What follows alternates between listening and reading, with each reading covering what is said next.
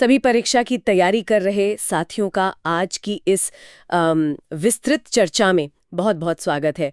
प्राचीन भारत का इतिहास ना हमेशा से एक पहेली की तरह रहा है। खासकर अगर हम बात करें 600 ईसा पूर्व से लेके 300 ईसा पूर्व के उस समय की, जिसे हम 16 महाजनपद काल कहते हैं। हाँ बिल्कुल, ये वो दौर था ना जब उत्तर वैदिक काल के छोटे छोटे जनपद अपनी सीमाओं बढ़ाकर विशाल और शक्तिशाली महाजनपदों में बदल रहे थे। और प्रतियोगी परीक्षाओं के दृष्टिकोण से देखा जाए तो ये पूरा कालखंड सवालों का एक खजाना है छात्रों के लिए। एकदम सही कहा आपने। तो आज की इस गहन चर्चा में हमारा मिशन केवल इन 16 महाजनपदों के नाम और राजधानियों को रटना नहीं है, मतलब रटना तो है ही नहीं।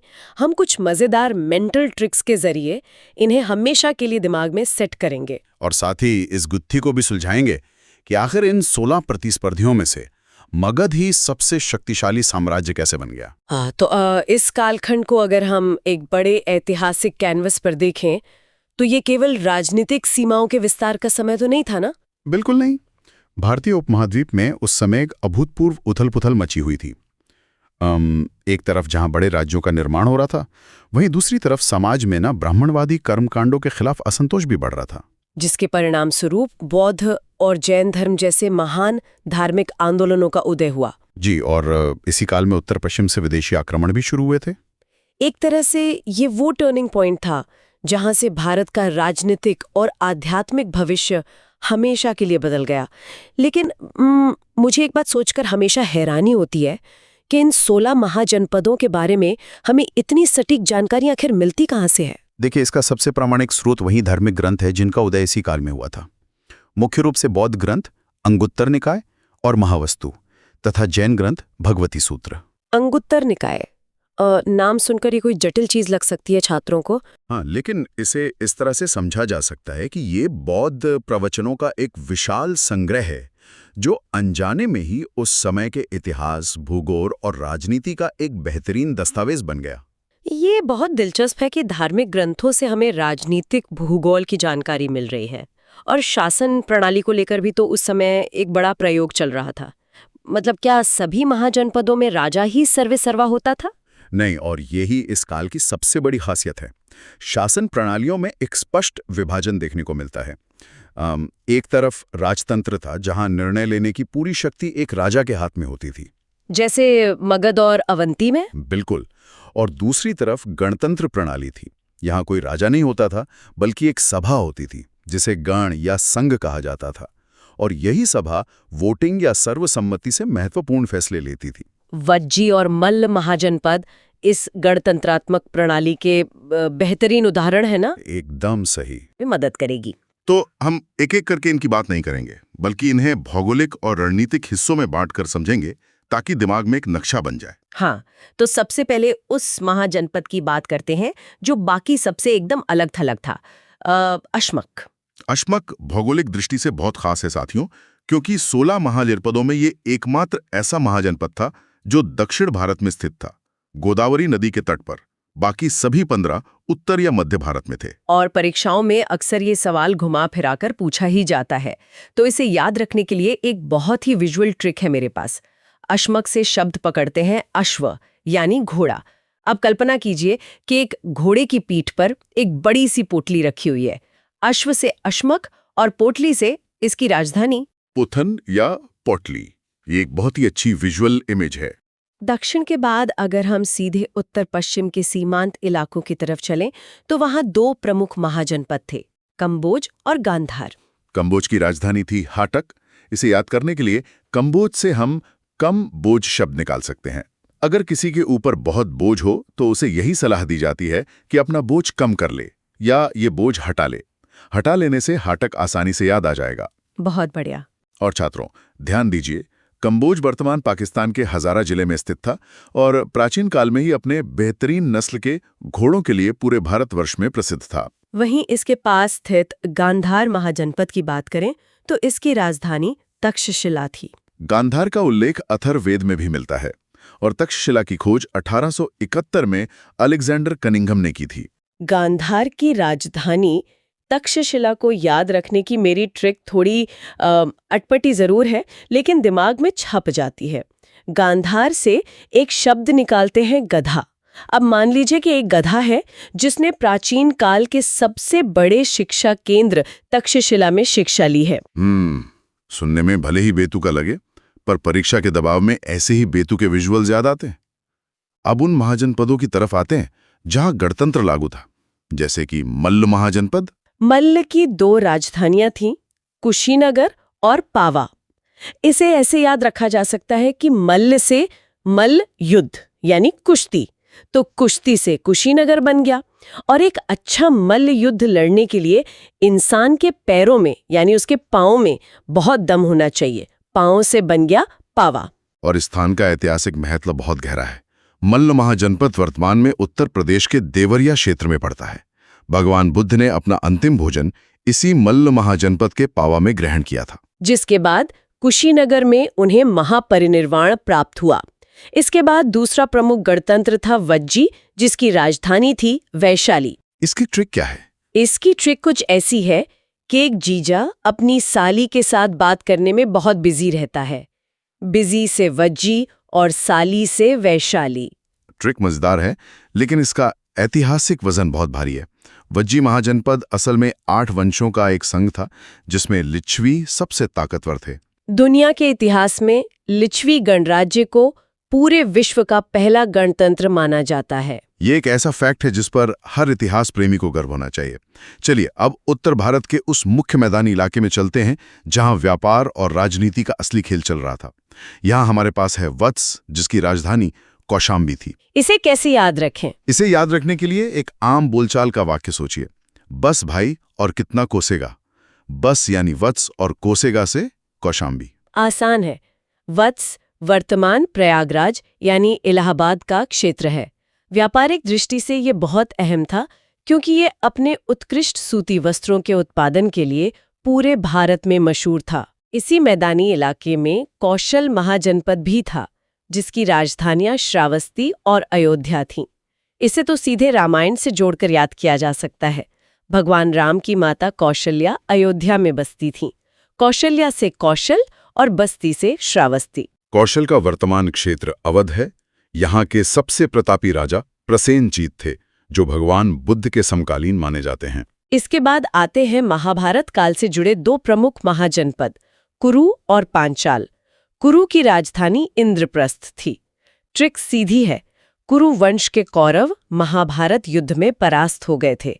कुरु से महाजनपद और परास्त से इंद्रप्रस्थ, जो कि आधुनिक हरियाणा और दिल्ली का क्षेत्र है। और पांचाल की राजधानियां थीं काम्पिल्य और अहिच्छित्र। इसे याद करने के लिए पांचाली यानी द्रौपदी की कल्पना करें।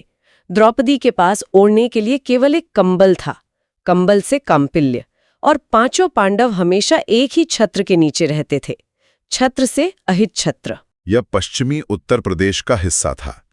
इसके साथ ही अगर हम राजस्थान के हिस्से की बात करें तो वहां मत्स्य महाजनपद था, जिसकी राजधानी विराटनगर थी।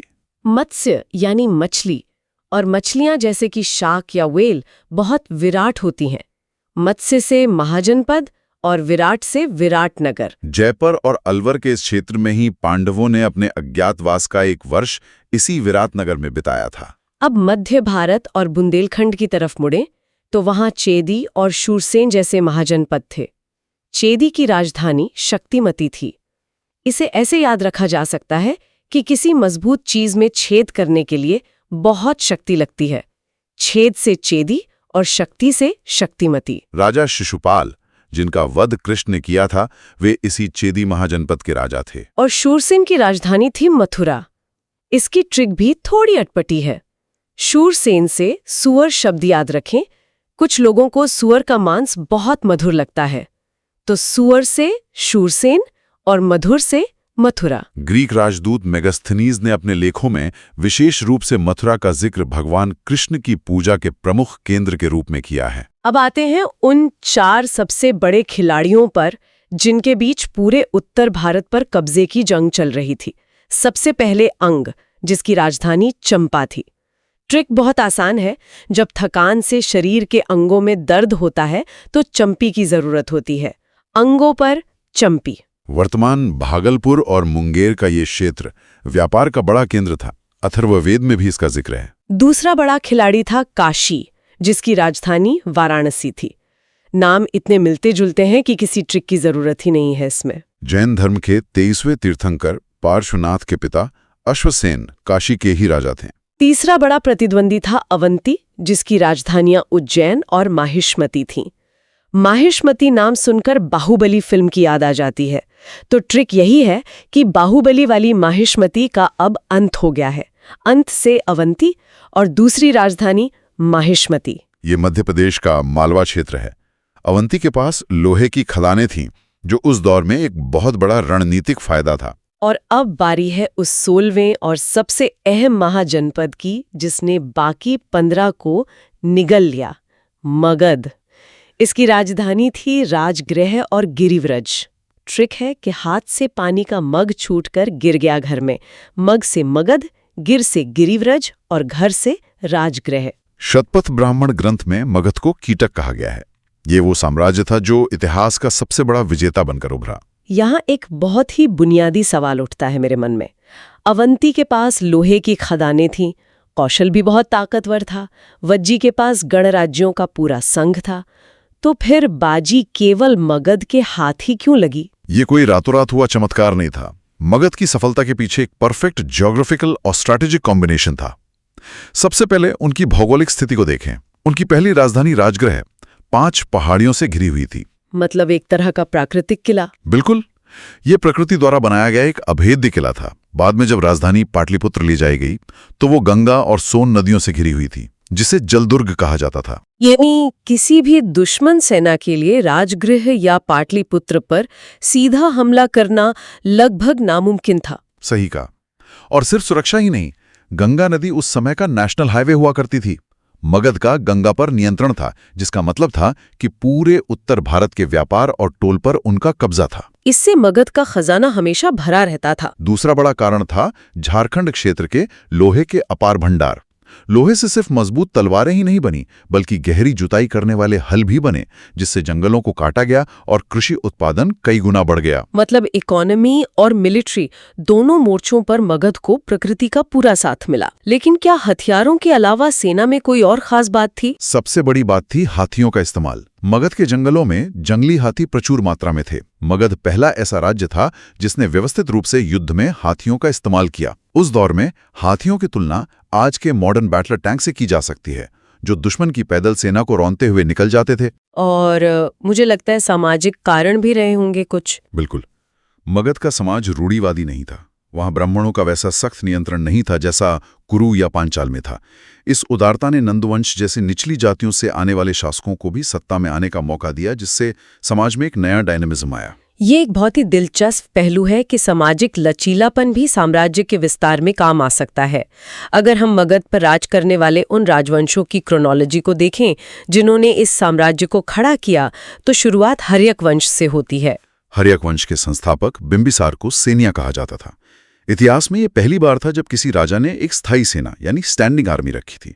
उसने सिर्फ ताकत का इस्तेमाल नहीं किया, बल्कि बेहतरीन कूटनीति भी दिखाई। उसने कौशल, लिच्छवी और मद्र देश की राजकुमारियों से वैवाहिक संबंध बनाए थे। जी, और बिंबिसार से जुड़ी एक कूटनीतिक चाल बहुत मशहूर है। उसने अपने सबसे बड़े दुश्मन अवंती के राजा प्रद्योत को जब पी लिया हुआ, तो अपने निजी शाही वैद्य जीवक को उसका इलाज करने भेज दिया था। ये जानना हैरान करता है कि कोई अपना पर्सनल डॉक्टर एक ऐसे राजा के पास क्यों भेजेगा जो कल को उसी पर हमला कर दे? ये सद्भावना थी या एक कूटनीतिक मास्टर स्ट्रोक? ये पूरी तरह से कूटनीतिक मास्टर स्ट्रोक था। बिंबिसार जानता था कि अवंती को सीधी युद्ध में हराना मुश्किल है। जीवक को भेजकर उसने प्रद्योत को अपने नैतिक एहसान के तले दबा दिया। लेकिन बिंबिसार की इस दूरदर्शिता का अंत उसी के बेटे अजातशत्रु ने कर दिया। सत्ता की भूख में अजातशत्रु ने अपने पिता की हत्या कर दी। अजातशत्रु के बारे में कहा जाता है कि वो बहुत ही क्रूर और आक्रामक था। उसने वज्जी गणराज्य को हराने के लिए 16 साल तक युद्ध लड़ा था। और उस युद्ध को जीतने के लिए अजातशत्रु ने 2 ऐसे हथियार बनाए जो उस समय के हिसाब से जनसंहार के हथियार थे। पहला था रथ मुसल। इसकी कल्पना कीजिए, एक ऐसा रथ जिसमें कोई योद्धा नहीं है, लेकिन उसके पहियों और आगे के हिस्से में भारी गदाएं और हथियार लगे हैं। जब ये रथ घोड़ों द्वारा दुश्मन की सेना के बीच दौड़ाया जाता था, तो ये सैनिकों को गाजर मूली की तरह काटता हुआ निकलता था। ये तो कुछ कुछ बाहुबली फिल्म में भल्लाल देव के रथ जैसा लगता है। एकदम वैसा ही। और दूसरा हथियार था महाशिलाकंटक, जो एक विशाल गुलेल था।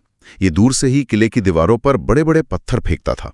अजातशत्रु सिर्फ युद्ध नहीं लड़ रहा था, वो मिलिट्री इंजीनियरिंग को भी नए स्तर पर ले जा रहा था। और परीक्षा के लिए ये भी याद रखना जरूरी है कि इसी के शासनकाल में राजगृह में पहली बौद्ध संगीति का आयोजन भी हुआ था। अजातशत्रु के बाद उसका बेटा उदाइन गद्दी पर बैठा, जिसने राजधानी को राजगृह से हटाकर नदियों के संगम पर बसे पाटलिपुत्र में शिफ्ट किया। हर्यक वंश के पतन के बाद शिशुनाग वंश का उदय हुआ।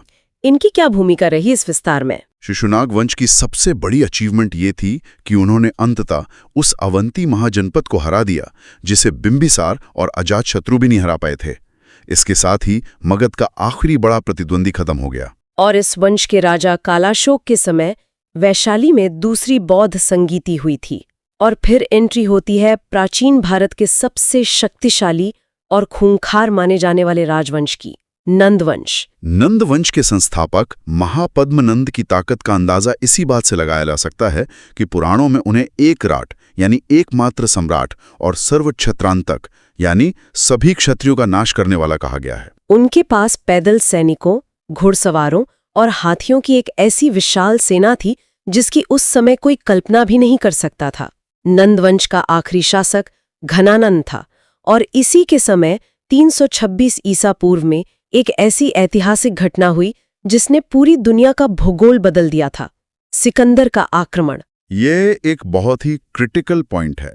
सिकंदर आधी दुनिया जीतते हुए व्यास नदी के तट तक पहुंच चुका था, लेकिन जब उसके सैनिकों ने सुना कि नदी के पार घनानंद की एक ऐसी सेना खड़ी है जिसमें हजारों खूंखार हाथी हैं, तो उनके हौसले पस्त हो गए। सिकंदर की सेना ने आगे बढ़ने से बगावत कर दी और उसे वापस लौटना पड़ा। जिस मगध साम्राज्य की नींव बिंबिसार ने रखी थी, उसके खौफ ने बिना लड़े ही सिकंदर को रोक दिया था। बाद में जैसा कि हम जानते हैं, आचार्य चाणक्य की कूटनीति और चंद्रगुप्त मौर्य के पराक्रम से घनानंद हार गया और मौर्य साम्राज्य की शुरुआत हुई। अगर इस पूरी यात्रा का एक क्विक रिवीजन किया जाए साथियों, तो 16 महाजनपदों में अश्मक इकलौता था जो दक्षिण भारत में था। उम्मीद है कि यह चर्चा प्राचीन भारत के इस जटिल कालखंड को एक नए और साफ नजरिए से देखने में आप सभी के लिए मददगार साबित होगी। पढ़ते रहिए और इन ऐतिहासिक रणनीतियों से सीखते रहिए।